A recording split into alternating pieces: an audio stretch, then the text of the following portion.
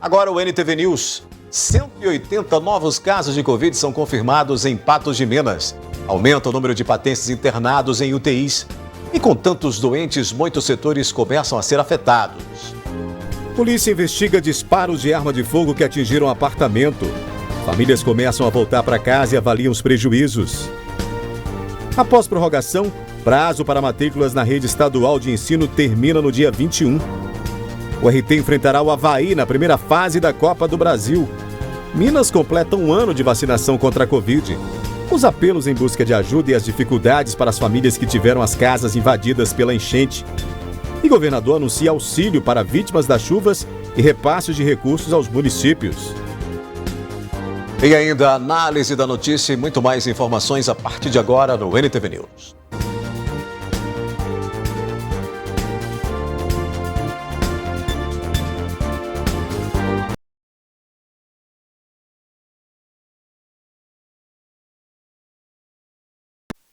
Em Presidente Olegário, a polícia investiga quem seria o autor dos disparos de arma de fogo deflagrados contra um apartamento que fica na Praça Independência no início da madrugada desta terça-feira. Os tiros atingiram a janela, guarda-roupas e a parede do quarto das crianças, que dormiam no local. Por sorte, ninguém ficou ferido. Câmeras de segurança que monitoram as proximidades devem ajudar a polícia na identificação do atirador. Nós vamos mostrar agora mais famílias que tiveram as casas invadidas pela enchente do Rio Paranaíba, em Patos de Minas. Elas moram no Jardim Paulistano e avaliam os estragos. Durante o intenso período de chuvas em Patos de Minas, muitas famílias foram realocadas de suas residências, principalmente aquelas dos bairros Jardim Paulistano e Vila Rosa. Erilda, que mora em uma casa na rua Vicente José de Santana, teve o imóvel completamente invadido pela água e se mudou temporariamente para o ferro velho de um amigo. A água foi entrando pelo banheiro, sabe? E entrando daqui do fundo, entrando pelo portão, eu desorientei, entendendo? Aí saí nas carreiras para ele ir no homem ali, você me arruma o barracão, falou, não, pode ir para lá, pode dormir lá. Desorientei mesmo. Aí eu levei o que deu, o que não deu, molhou, estragou tudo. Então, os meninos estão sem nada, sem guarda-roupa, sem nada. Eu também. Segundo Micael, filho de Erilda, eles conseguiram tirar algumas coisas antes que se estragassem com a água, que subiu mais de 1 metro. Conseguiu tirar o básico, né? Nós tirou o sofá, nós tirou os colchão, tirou as camas de casal, os guarda-roupa estragou tudo. Armário de cozinha estragou. Ela, o marido e os filhos de 16, 19 e 21 anos perderam muitas coisas. Recentemente, algumas pessoas os presentearam com roupas, alimentos e colchões, mas eles ainda pedem o apoio da população para ajudá-los com doações e, assim, reparar o restante dos danos causados pelas chuvas. Guarda-roupa, um armário, sabe, se eu conseguir, uns guarda-roupa, porque são 3 rapazes, né? E eu queria ver se eu conseguia a televisão também, porque essa aqui é emprestada, entendeu? Ela é emprestada. Aquela lá que tá no Paraná não funciona. E essa aqui é emprestada que eu arrumei. Eles moram no Jardim Paulistano e quem puder ajudá-los, o telefone de contato deles é o 99992-7683. Nós precisa de móveis, guarda-roupa, nós precisa de ajuda, né, para ganhar guarda-roupa, ganhar uma cama de casal para ele, ganhar uma televisão, um armário de cozinha. O endereço é Rua Vicente José de Santana, 416, bairro Jardim Paulistano. Outra situação é a de Maria, uma mulher de 65 anos que teve a casa, também no Jardim Paulistano, completamente inundada. A senhora cultiva milho e teve a plantação quase totalmente perdida devido ao excesso de água. Além disso, ela também possuía cerca de 10 galinhas e todas morreram na enchente, dentre outros prejuízos. Perdi o sofá. Perdi o armário da pia, né?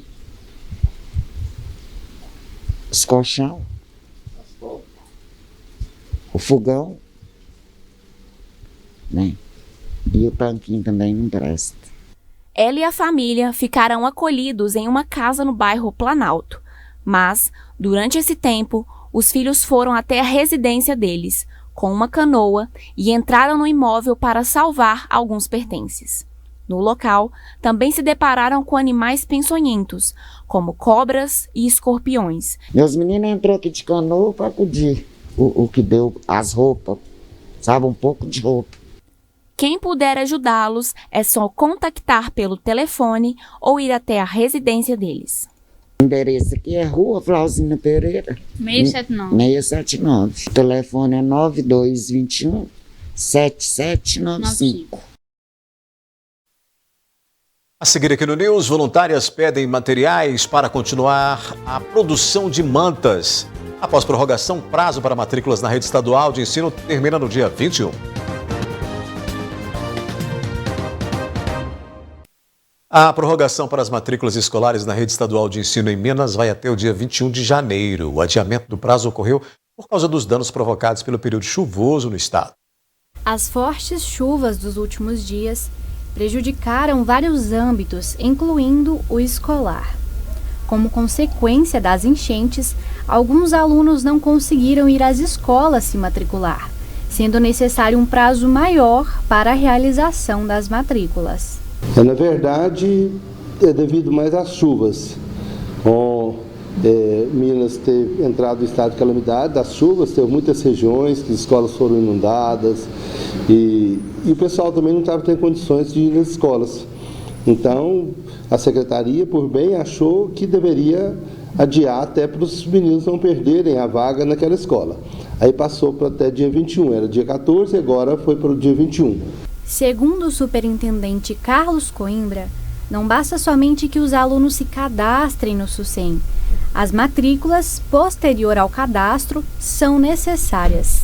Nesse momento é muito importante falar com as famílias, porque quando eles fizeram o cadastro pelo SUSEM, agora é o momento da matrícula. Os pais têm que procurar a escola para fazer matrícula, senão perde a vaga. Para se matricular, é necessário a apresentação de documentos dos alunos e dos pais.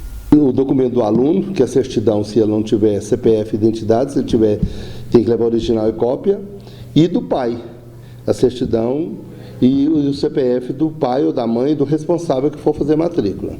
Pelo fato de o período das matrículas ter sido estendido, as vagas remanescentes só estarão disponíveis no dia 1º de fevereiro. Se o pai não tiver de acordo com aquela escola, que às vezes, por um motivo ou outro, ele não queira que o aluno estude naquela escola, ele não pode fazer matrícula. Aí ele tem que esperar as vagas remanescentes, que ia começar dia 25, agora passou para o dia 1º, como estendeu o período da matrícula, as vagas remanescentes agora passou para o dia 1º de fevereiro. Mas no momento que ele entra nas vagas remanescentes, que aparecem as escolas, ele faz, depois de 2 dias ele tem que procurar, no máximo 2 dias, procurar a escola para fazer matrícula. O processo para se matricular nas escolas que adotaram o ensino médio integral é o mesmo. Nós temos 4 escolas de ensino médio integral. Nós temos a escola Zama Maciel, que tem um curso profissionalizante de eletroeletrônico. Temos a escola René de Deus. Temos a escola Paulo Borges e a escola agrícola, com curso técnico também de agropecuária. Então nós temos as 4 escolas aqui em Patos que são de ensino médio integral. A importância de estar fazendo a matrícula, assim, a gente tem um número pequeno ainda. A preocupação nossa é o seguinte, que os pais às vezes não estão sabendo que fizeram o cadastro, pensou que já está pronto. E na verdade não é. O cadastro era para indicar qual escola. Agora ele tem que procurar a escola essa semana, até sexta-feira, para que ele possa fazer a matrícula naquela escola. E o prazo vai encurtando, né? Agora você vai ver que voluntárias trabalham na produção de mantas em Patos de Minas que serão doadas a abrigos e também instituições que acolhem pessoas carentes. Devido à demanda, elas pedem materiais para que essas mantas fiquem prontas antes do inverno. A iniciativa do projeto Mãos que Aquecem veio de Jaida, que fez a primeira manta pensando em doá-la para um morador de rua. O marido, então, sugeriu que ela também levasse a abrigos, mas somente uma manta não supria os demais necessitados. Comecei a fazer lã para doar, mantas para doar para morador de rua e para a casa das meninas. Só que como eu não tinha material, não tinha mais amigas voluntárias, eu ficava triste por não poder ajudar outros abrigos e desenvolver mais esse projeto. Foi aí que esse ano, aproveitando um pouco a pandemia, que o pessoal está mais em casa, está trabalhando menos fora, que eu resolvi procurar ajuda. Conforme o tempo, o projeto tomou proporção e 21 mulheres se voluntariaram para ajudar. Hoje, muitas mantas são feitas e doadas a quem precisa. No entanto, a meta é aumentar a produção. Temos, assim, uma meta de esse ano distribuir para todos os senhorinhos e senhorinhas das casas de abrigo, porque a gente fica triste quando vai levar 1, 2 mantas e o pessoal fala, não, eles vão passando, cada dia um usa. E isso não é bom, ainda mais essa época, né, de pandemia. Então a gente está querendo desenvolver o projeto. Diante do objetivo de produzir mais mantas para doação, as voluntárias se encontram sem materiais suficientes e precisam de arrecadações de lã e cachecóis, que também são doados, principalmente na estação do inverno. O nosso objetivo é continuar e esse ano ter um número maior de mantas, né, de arrecadação, para a gente estar podendo fazer os quadradinhos, montar e estar doando. Além de estarem disponíveis para buscar o material, as voluntárias também atendem às ligações de quem queira e possa doar. Entre em contato pelo telefone 34 99199 1342 ou deixe sua doação na loja Paulinho Aviamentos, cujo endereço é Rua General Osório, bairro Centro. A gente não quer dinheiro, a gente quer um novelo de lã, um restinho que sobrou, a pessoa às vezes é artesã lá, sobra aqueles restinhos, ao invés dela jogar fora, liga para nós ou chama a Jaida no Instagram, né? E aí a gente vem buscar. A gente está disponível a buscar onde for. Depois do intervalo aqui no News, com sangue em falta, Hemocentros apelam a doadores para recompor estoques. O RT enfrentará o Avaí na primeira fase da Copa do Brasil.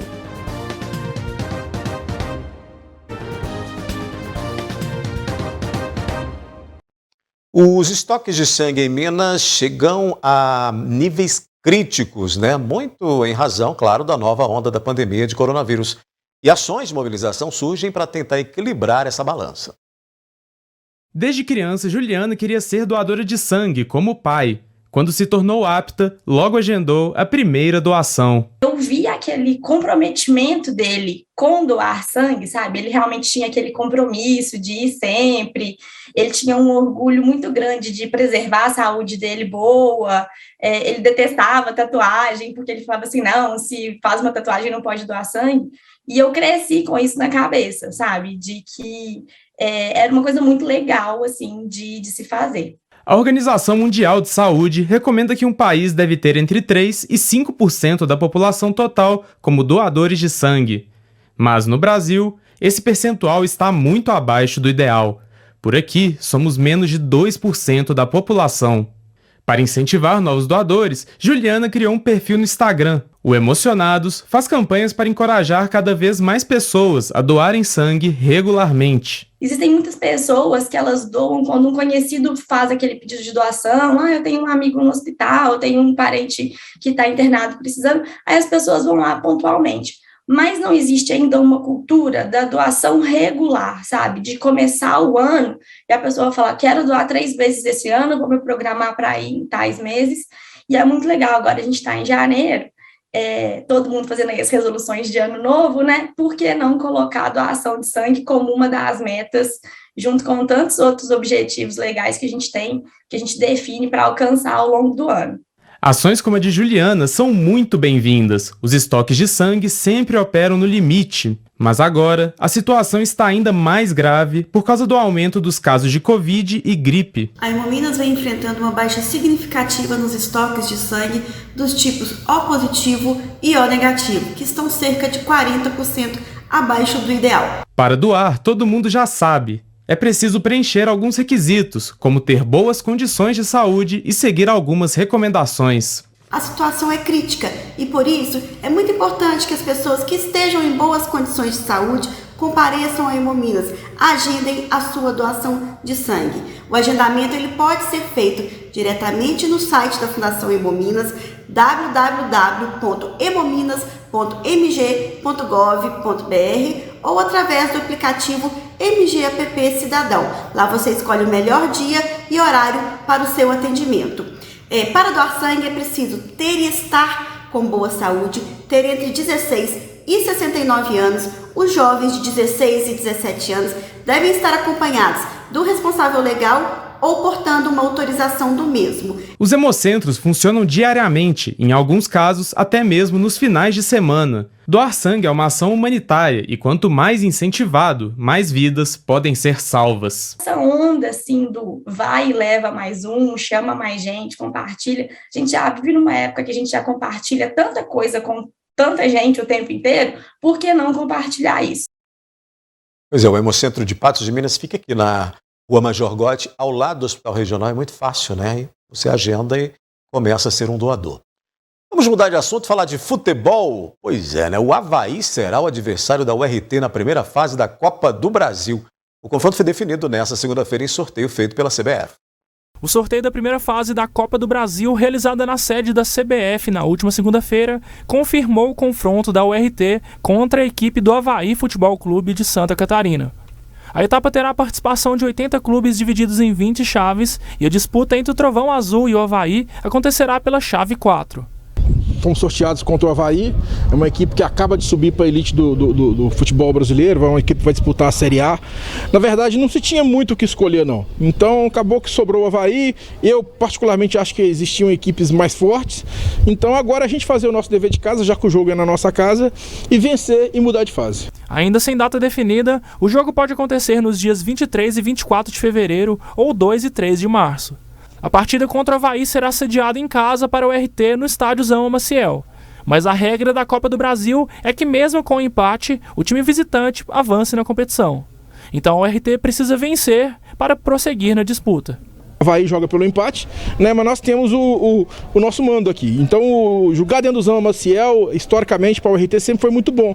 Então, a gente espera a presença da torcida aqui e mudar de fase mais uma vez, que vai ajudar muito ao RT. O vencedor da Copa do Brasil, além de um prêmio de cerca de 50 milhões de reais, também garante uma vaga na fase de grupos da Libertadores de 2023. Enquanto a disputa não começa, a URT aproveita a última semana de preparação para a estreia no Campeonato Mineiro. O clube enfrenta o Cruzeiro no Mineirão às 16 horas da próxima quarta-feira. O time vem se preparando, a gente vem tomando alguns cuidados em relação à Covid com os jogadores, estão limitando o acesso dos jogadores a outras pessoas, para a gente não correr o risco de ter um time contaminado por Covid. Isso está acontecendo com o Cruzeiro hoje.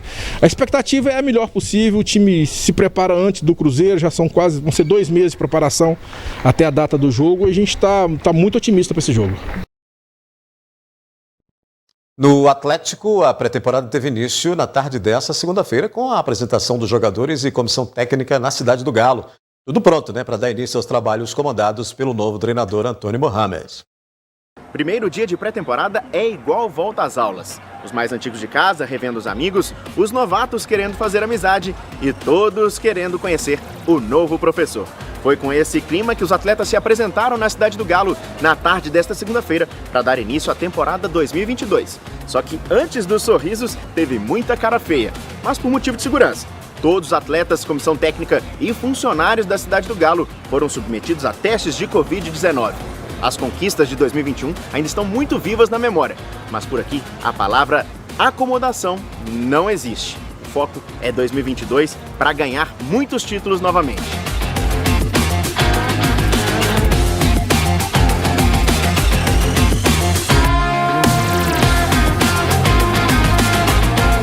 Foi o primeiro contato com o treinador novo? Foi muito bom, foi muito bom. O professor tá ali, é um cara um astral muito bom, muito alegre, né? Então Isso traz leveza, né, para o nosso dia a dia, para o nosso trabalho. Eu tenho certeza que ele está vindo para somar, é um cara que vem com muita vontade, muita garra, muita gana de querer vencer. É a cara do Atlético, né? Então isso com certeza vai influenciar todos os jogadores, transmitir essa energia para a gente dentro de campo, poder dar o nosso melhor e poder levar o Galão da Massa a grandes conquistas aí que esse clube merece demais. O Galo tem tudo para continuar vencendo, né? Com plantel mantido, com reforços, tem tudo para continuar essa sequência aí de boas apresentações. Venceu 3 campeonatos na rodada passada, aliás, no ano passado. E aí agora é seguir em frente, mesmo com o novo treinador aí, vencendo, porque tem um time muito bom, né? O Cruzeiro segue em frente na preparação para o Campeonato Mineiro e com cara nova para assumir o posto do goleiro deixado por Fábio. Rafael Cabral já está treinando na Toca depois de ser anunciado como o mais novo reforço para a temporada. O goleiro tem 1,86 m de altura, 31 anos e passagem por Santos, Napoli, Sampdoria e, por último, pelo Reading da Inglaterra, clube que defendia desde 2019.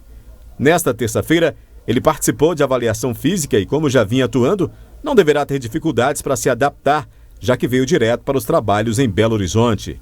O novo goleiro celeste falou sobre as primeiras impressões no clube estrelado. A expectativa é enorme, né? O Cruzeiro é um clube gigante. Estou muito empolgado de vir para cá. Estou vindo para construir a minha história e fazer de tudo para colocar, ajudar, contribuir para que o clube chegue aonde tem que estar, né? Um clube gigante, uma história, 101 anos de história e estou há muito tempo na Europa, 9 anos, mas sei da grandeza do clube. Joguei várias vezes contra o clube, contra a torcida e eu sei do tamanho da grandeza do clube. Estou muito contente. Um clube que foi considerado o melhor clube brasileiro do século XX, então Tô super empolgado.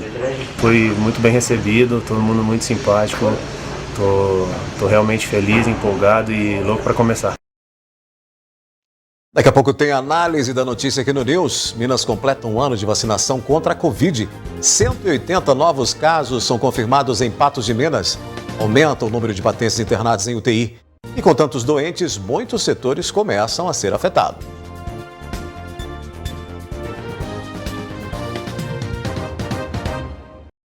Há um ano, a primeira remessa de vacinas contra a Covid-19 chegava ao estado de Minas. De lá para cá, mais de 40 milhões de doses já foram recebidas e 73% dos mineiros estão completamente imunizados.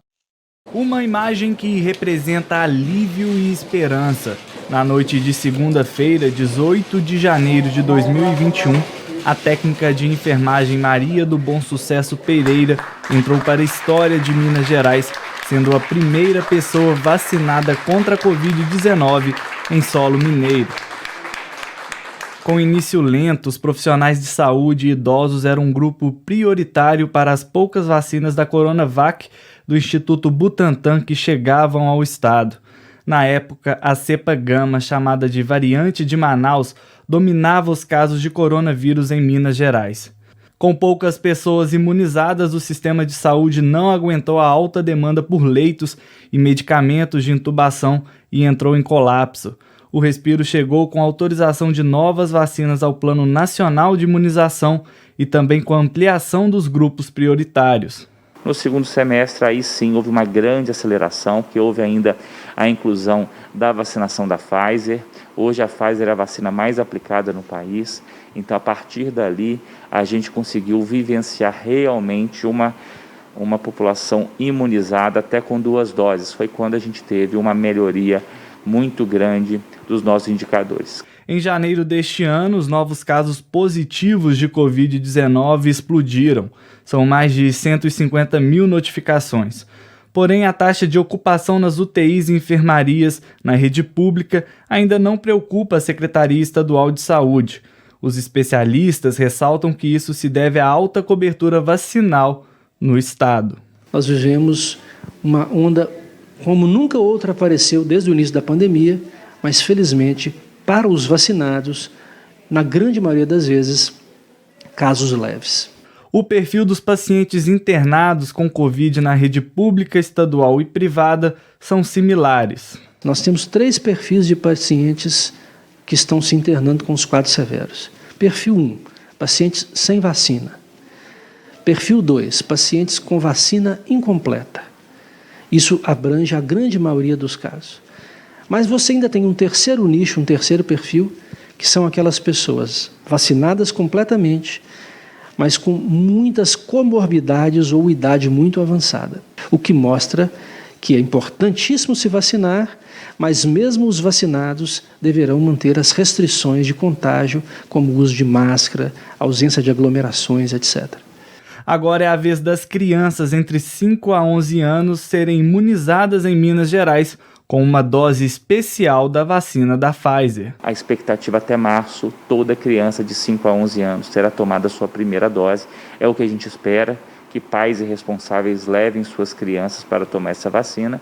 E em março ainda iniciaremos a segunda dose, com um intervalo de 8 semanas. De 18 de janeiro de 2021 para 18 de janeiro deste ano, mais de 36 milhões de doses da vacina contra a Covid foram aplicadas. Viemos à região central de Belo Horizonte para responder uma pergunta: os mineiros aderiram ou não à vacinação? É uma proteção para todo mundo, a gente já teve perdas demais. Se é para o bem de todo mundo, eu acho que todo mundo tinha que se imunizar. A única forma, por enquanto, até que não inventa outra coisa. Vacina salva a vida, né, gente? A Maria, primeira mineira vacinada, tem um recado para você que está com a imunização incompleta ou nem se vacinou. Eles deviam olhar, não é só para ele, olhar para o próximo. Eu não estou protegendo só a mim, eu estou protegendo as pessoas que eu amo. E muita coisa aconteceu nesse um ano aí desde o início da vacinação em Minas Gerais. Comigo, Gui Boaventura, nesta noite de terça-feira, para a análise da notícia que já está começando. Boa noite, Gui. Boa noite, Adair. Boa noite ao nosso telespectador. Esse período todo aí de vacinação, nesse período todo, muita coisa aconteceu, muitas vidas foram salvas, mas a gente ainda tem muito que acertar, né? Eu acho que a gente precisa deixar de acreditar em leigos e acreditar na ciência, né? É o único passo que a humanidade tem que fazer, tem que dar, é esse aí. É acreditar na ciência, porque nós não temos outra forma. A questão do empirismo, do achismo, sabe, da improvisação, é muito perigosa nesse instante. Todos, quando eu falo isso, é o mundo inteiro. Nós estamos aí com notícias da Europa, por exemplo, a França batendo recorde de contaminação no dia de hoje, outros países da Europa, o Reino Unido chegou a 438 mortes hoje, novamente. Então, isso são avisos de que nós não temos outro caminho. Não adianta você querer achar saída milagrosa. Eu estava lendo para você aqui uma cantora, eu nem não sei de onde é ela, posso até procurar aqui para rever, porque é uma notícia alvissareira. Ela, para se livrar da Covid, ela procurou se contaminar. E sabe o que aconteceu com ela? Acabou morrendo. Quer dizer, não tem, a gente não pode brincar com esse tipo de coisa. E as crianças? Bom, as crianças é problema dos pais. Os pais são responsáveis pelos seus filhos. A não ser que tenha um determinado indício de que isso vá prejudicar coletivamente. Mas não, o indício é de que isso vai beneficiar coletivamente as pessoas, que as crianças vão deixar de ser portadoras do vírus, vão deixar de levar esse vírus para dentro de casa, para as escolas e etc. É preciso vacinar, não tem outro caminho. E a vacina está mais do que comprovada, você destacou muito bem, nesse último ano aí, nós tivemos lá no princípio do ano de 2021, nós não tínhamos uma quantidade, nós não tínhamos o bastante de pessoas vacinadas. A segunda onda que nós tivemos no Brasil foi terrível, né? E todos com medo, muita gente morrendo, um alto índice de internação, os hospitais todos saturados, todos abarrotados de gente na fila, gente na UPA, nas cadeiras, nos hospitais contaminados. o que resolveu foi a vacina. Amenizou esse problema. Nós estamos passando pela terceira onda aqui no Brasil. Aqui em Patos, por exemplo, nós estamos vendo aí já os números de internação já subindo novamente.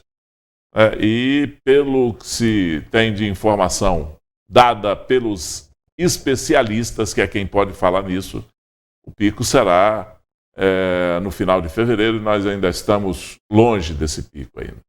Pois é, você citou aí os números de Patos, Gui. Vamos atualizar então os dados da Covid-19 aqui em Patos de Minas. O novo boletim epidemiológico da Secretaria Municipal de Saúde, mostrando que 180 novos casos foram confirmados aí em relação ao boletim de ontem, né? Os dois boletins estão aí na tela.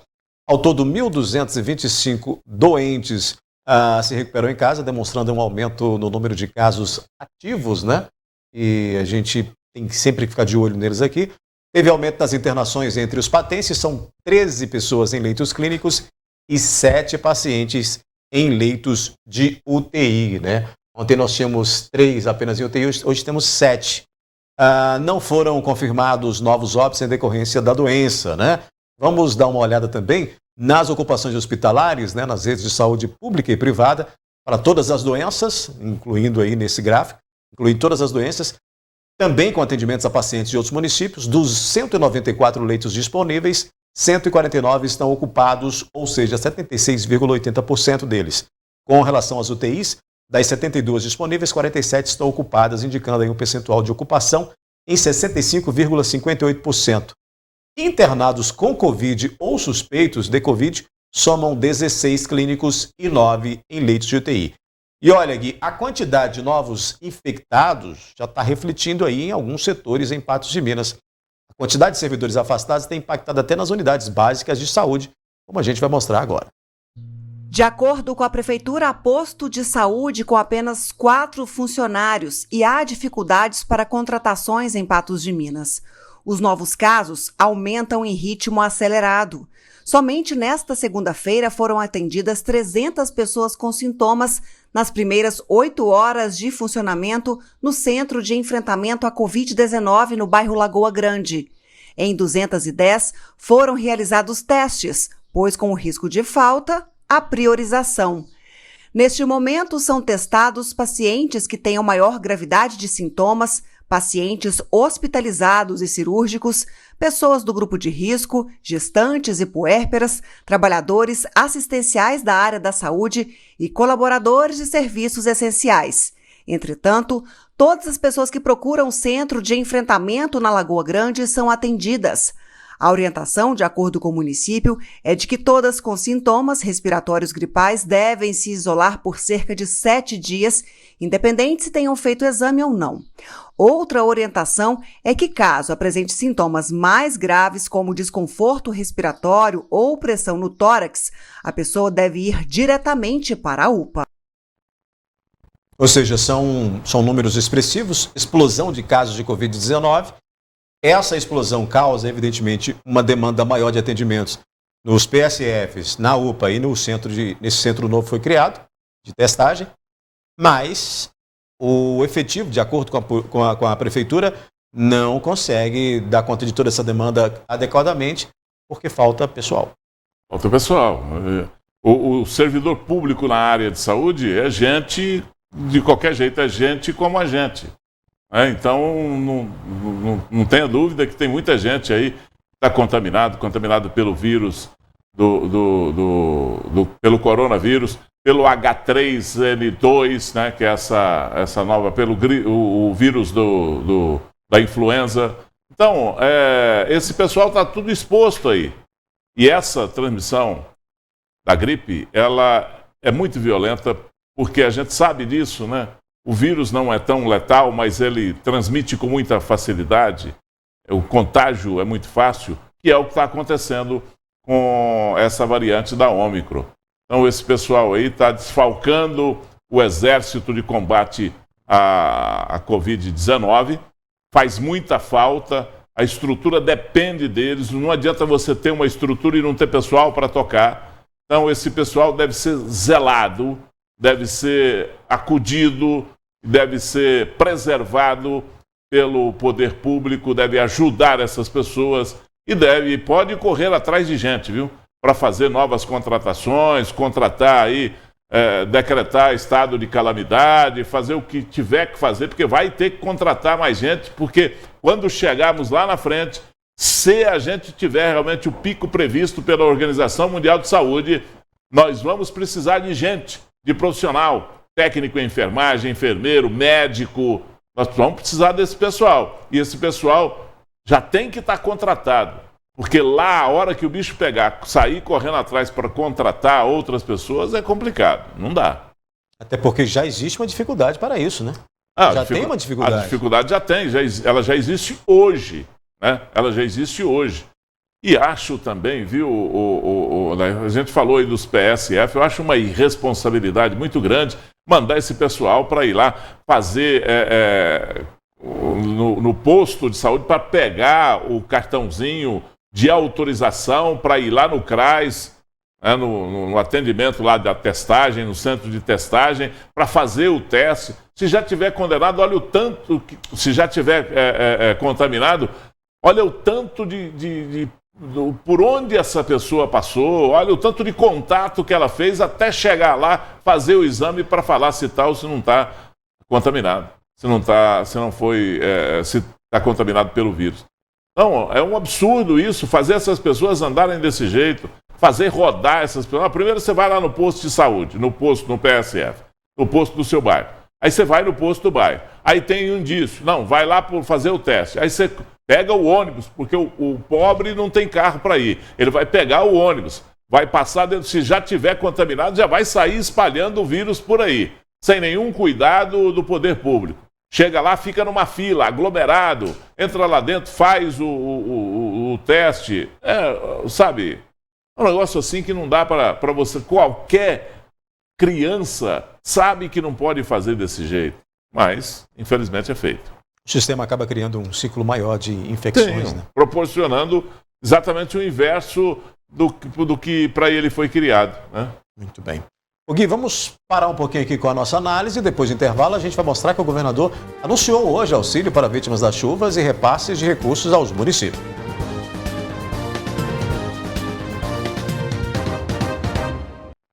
O Gui, você tinha falado da cantora e que se contaminou com a Covid e que faleceu, né? Você tem mais informações? Aquela hora você tentou encontrar? Até a informação dela, a informação que faltou, né? Porque você não pode dar informação pela metade. Claro, o jornalista claro. Não pode cometer esse crime. A cantora, ela é uma cantora tcheca, chamada Hana Horka, cantora do grupo tcheco Assonance. Ela era contra a vacinação anti-Covid e resolveu se contaminar deliberadamente para simplesmente obter o passaporte da vacinação. Não dá para acreditar. E aí ela acabou morrendo, ela tinha 57 anos, integrava essa banda tcheca aí, morreu de Covid-19 no domingo passado. Enfim, né? Vamos girar os assuntos. Em meio ao retorno das famílias para as casas que foram invadidas pelas enchentes em Patos de Minas, os moradores têm que lidar com a sujeira, o mau cheiro, também provocados aí pelos alagamentos. Muitos bairros foram inundados com as enchentes do rio Paranaíba. Entretanto, com a trégua da chuva, a água do rio começou a recuar. Mas o que era para ser um fôlego aos moradores ainda é motivo de preocupação, pois o que resta agora são os estragos que as inundações fizeram, incluindo rachaduras nas paredes e muita sujeira. Temos uma limpeza aí na casa, mas nós estamos aguardando um pouco porque está muito molhado, o barro muito fedido. Então estou sempre vindo aqui, mas ainda não vim não, para trazer as mudanças. Por enquanto vou dar um tempinho para dar uma abaixada mais, secar um pouco dessa lama fedorenta. Ainda que a água tenha abaixado em alguns lugares, as interdições permanecem nos pontos necessários como via de segurança. No entanto, há quem se arrisque a passar pelas barreiras. A Ponte do Arco chegou a ser interditada depois de passar pela enchente, mas já foi liberada pela Defesa Civil. Olha, eu tô aqui na Ponte do Arco, ponte que virou ponto turístico, virou atração para quem passava pelo local. As pessoas ficavam impressionadas com o nível do rio, que continuava a subir. E subiu tanto que as enchentes vieram, muitas casas inundadas, muito estrago feito, rachaduras, sujeira, muito lixo. Agora as chuvas começaram a dar uma trégua e hoje o nível do rio está 9 metros e 94 centímetros acima do nível normal. Mas não é suficiente para cobrir a Ponte do Arco como havia acontecido anteriormente. A ponte chegou a ser interditada, mas agora ela tem... Os carros trafegam livremente, tranquilamente. A Defesa Civil já vistoriou a ponte, alegou que não existem riscos e essa é a situação aqui hoje. José é empresário e estava em Recife quando soube do alagamento na empresa por meio de um telefonema. Com muito pesar, ele descreve como se sentiu ao receber a notícia. Foi muito chocante, muito triste, sem poder reagir com nada, e chegar e topar a empresa nessas condições é muito complicado para a gente. O cheiro, a perda emocional para a gente, tudo é muito grande, muito difícil superar isso aí, só com a ajuda mesmo do pai lá em cima para conseguir vencer esse obstáculo. E várias pessoas aqui do Jardim Paulistano estão passando por esses momentos difíceis aí. Embora o fim de semana tenha sido de estiagem, as chuvas ainda não se encerraram. E o medo daqueles que precisam sair de suas casas devido às enchentes é que com o rio cheio novamente tenham ainda mais prejuízos. Tudo é possível, porque ninguém esperava, tem quase 30 anos que isso não acontecia, veio acontecer aí, pegou todo mundo de surpresa. Coisa minha, eu tirei tudo, há tempo que eu fiquei monitorando a noite toda, eu percebi que o rio estava subindo muito, aí eu chamei meus meninos e nós conseguimos tirar quase tudo, ficou um pouquinho de coisa de fora, coisa mais velha, a gente levou quase tudo. Agora é momento de recomeçar. Aos poucos, as famílias voltam para suas casas e buscam recuperar o que foi perdido, desde os bens materiais até a saúde emocional. Pois é, por falar no assunto, o governador Romeu Zema afirmou nesta terça-feira que desabrigados e desalojados, em consequência das chuvas em Minas, irão receber benefício emergencial. O gestor do estado também anunciou destinação de recursos para as prefeituras. Romeu Zema, que testou positivo para a Covid-19, participou de coletiva online e anunciou a criação de auxílio para as famílias atingidas pelas chuvas, que deve beneficiar cerca de 70 mil pessoas, segundo o governo, e também recurso para que as prefeituras reconstruam residências perdidas durante as enchentes. Pagaremos R$ 400 por mês por pessoa da família. Uma família de 5 vai receber R$ 2.000, para que essas pessoas que tiveram as suas casas atingidas, tiveram as suas casas destruídas, tenham condição de passar por esse momento tão difícil.